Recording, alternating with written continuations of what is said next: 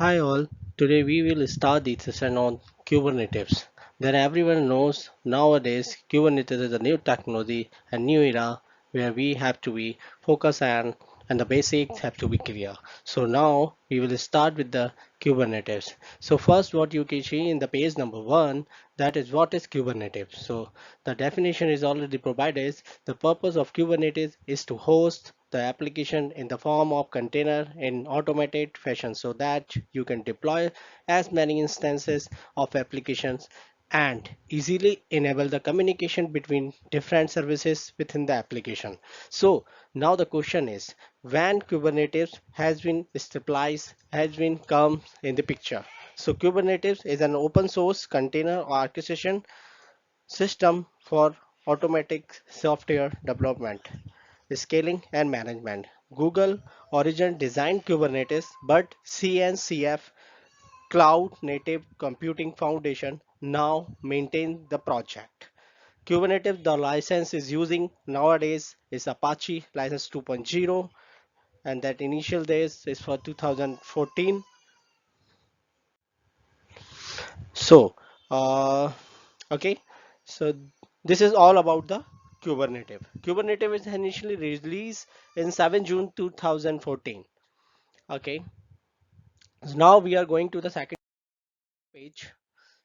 Okay, this is the Kubernetes features. So first, what we can see in the picture, that automated scheduling, second, self-healing capabilities, third, automated rollouts and rollbacks, and horizontal scaling and load balancing. Automated scheduling.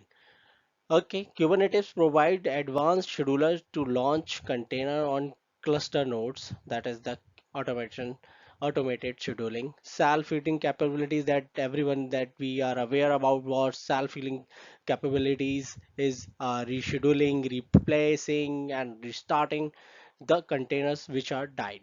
Third one, automate rollouts and rollback. Kubernetes supports rollouts and rollbacks for the desired state of the containerization application. Fourth, horizontal scaling and load balancing. Kubernetes can scale up and scale down the application as per the requirement. Okay, now we are going to the third page. Okay, this is the Kubernetes architect. As we can see, the first users that you, me, and whatever the user it is, the CLI mode, API dashboard is going to the masters, controller, API, scheduler that everyone we guys seeing in the dashboard. So now first we will start that we are aware what is the user. Now we are going to the CLI, that what is the CLI dashboard, APIs, that everything. CLIs is nothing is what Kubernetes command line interface, kubectl, that we are using the source form is that is used to run commands against any Kubernetes clusters, because OpenShift container platforms run on top of a Kubernetes clusters. A copy of kubectl is also included with OC, OpenShift container platforms command the interface, that is CLI. Okay, so now the CLI is going to the and navigated to the master. So now the question is, what is the master node here? So a master node is a node which controls and manages a set of workers node, workload runtime that we can say, and reassembles a cluster in Kubernetes. A master node has the following components to help manage workload like KP, Kube API servers, which acts as a front end of the cluster. So in the master node, their specification is a controller, API services, scheduler, key value stores. Key value stores that we know, that how to the API servers. We are going to the one by one, that what is the controller. The controller in Kubernetes, controllers are control loops that was the state of your cluster that make of request change where needed. Each controller tries to move the current state, cluster state, closer to the desired state. So that is the controller. And now we are going to the API server. What is the API server here? The API, application programming interface, as we know what is the API server, determines if a request is a valid and then processes it. In instance, the API is the interface used to manage, create, configure Kubernetes clusters. It's how the user, external components, and parts of your cluster all communicate with each other. That is the mode, and that is the whole work of the API server here. What is the scheduler? Scheduler, the Kubernetes scheduler is a control plane process which assign ports to nodes. The scheduler determines which nodes are valid placements for each ports in the scheduling queue according to the construct and available resources. The scheduler then rank each valid node and blinds the port to a suitable node. Okay, now the navigation is going to be kubeproxy, pod, kubectl, node, and again there are three uh, node we are showing here. So what is, first of all, the question is what is node, what is pod, what is kubectl here, what is kubeproxy? So we are going one by one. Then what is node? A node is a worker machine in Kubernetes and may be either a virtual or a physical machine depending on the cluster. Each node is managed by the control plane. A node can have multiple pods, and Kubernetes control plane automatically handles scheduling the pods across the nodes in the cluster. This is the main type of node. Now we are going to the what is the pod here.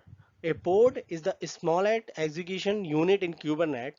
A pod encapsulates one or more application. Pods are imperishable by nature. If a pod or the node in the execute etc fails, Kubernetes can automatically create a new replica of that pod to continue the process. This is the called process of pod. Now is the kubelet. What is the kubelet here? The kubelet is the primary node agent that runs on each node. It can register the node with the API server using one of the host name. A flag to override the host name is all specific of for a cloud provider. The kubelet works in terms of pod space. A pod space is a YAML or JSON object that describe a pod. So this is all the node and pod. Now kubelet that we already described, kubeproxy. So what is the kubeproxy here? Kubeproxy is a network proxy that runs on each node in your cluster, implementing part of the Kubernetes service concept. Kubeproxy maintains network rules on nodes. These network rules allows network communication to your ports from network session inside or outside of your cluster. So this is all the diagram or architect for the Kubernetes that understand how everything is worked here. Now we are moving to the fourth part. So Kubernetes master node, how is this work here? UI interface and CLI that we already previously discussed about. What is CLI? And this is going to the API that now we are just going through the API. So just little bit introduction of the API. What is API? The API application programming interface server determines if a request is valid and the process it.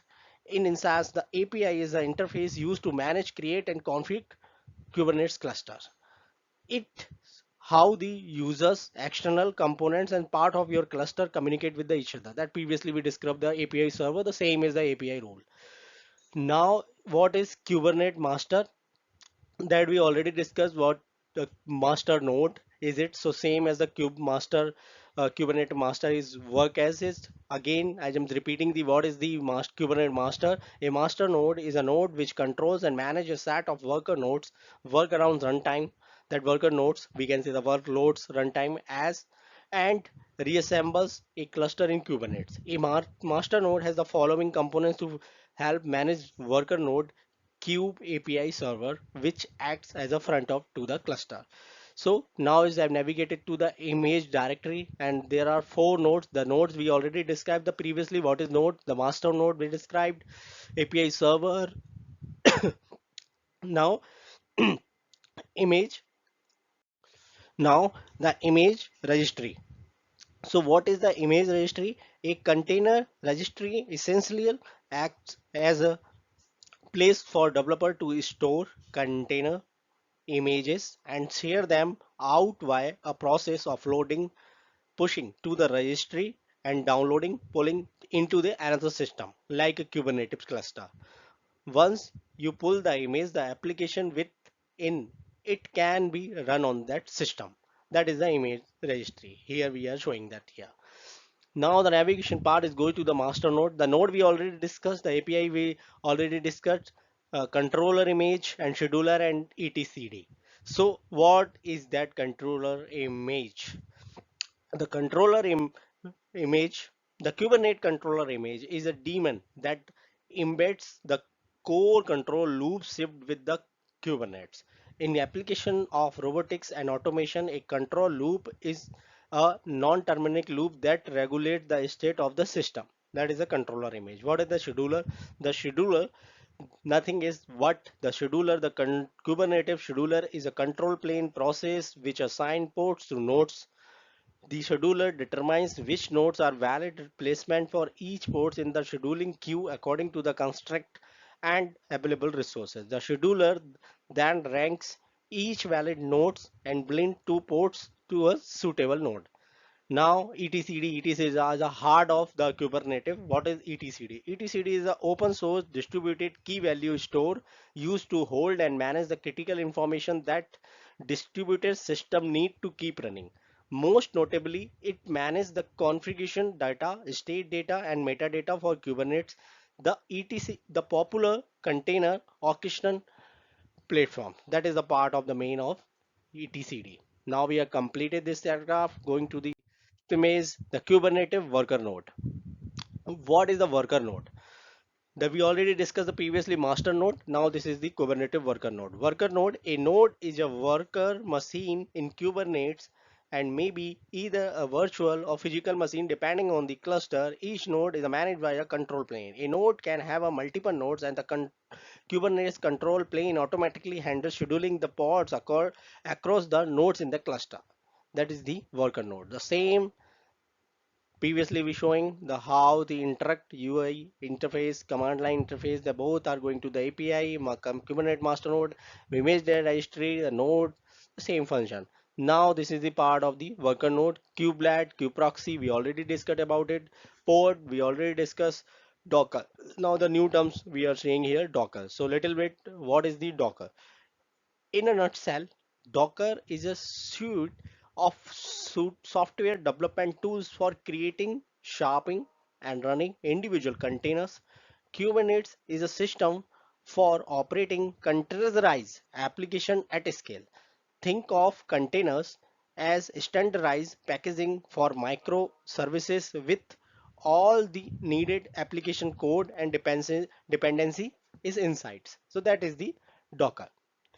Okay, so this can complete it. Now the main thing of the Kubernetes 6 levels of abstraction, how Kubernetes inside work. So first of all, that is going to be deployment, then after replica set, then after pod, then after worker node, kubelet, kubeproxy, container runtime, and then after Docker runtime.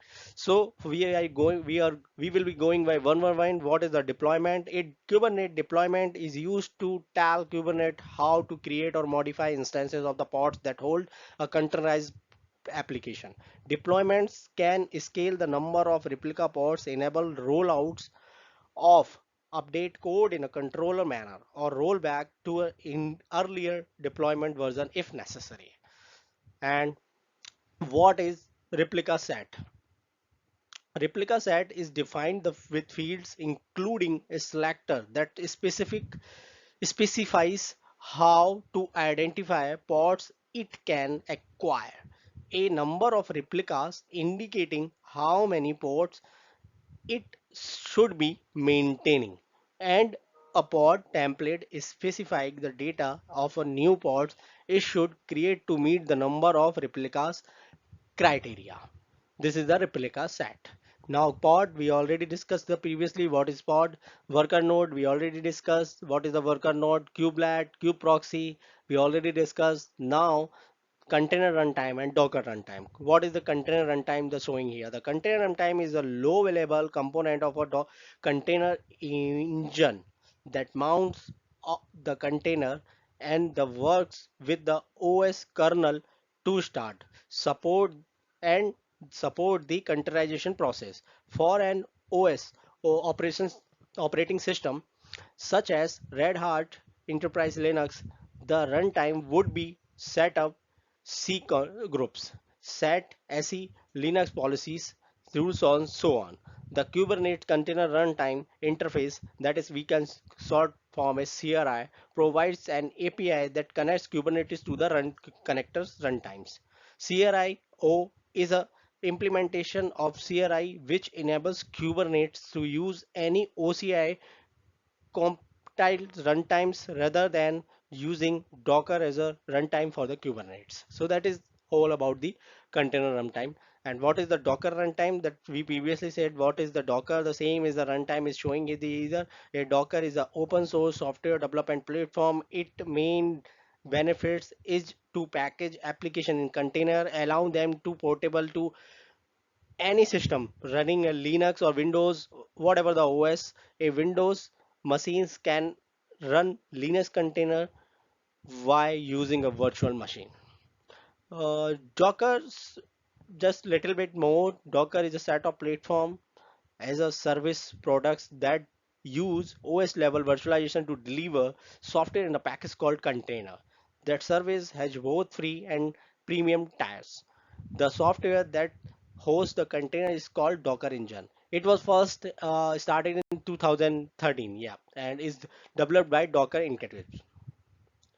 Okay, so this is all done about the most of the parts we have covered. What is Kubernetes, how does it work, what is the flow, everything is abstraction.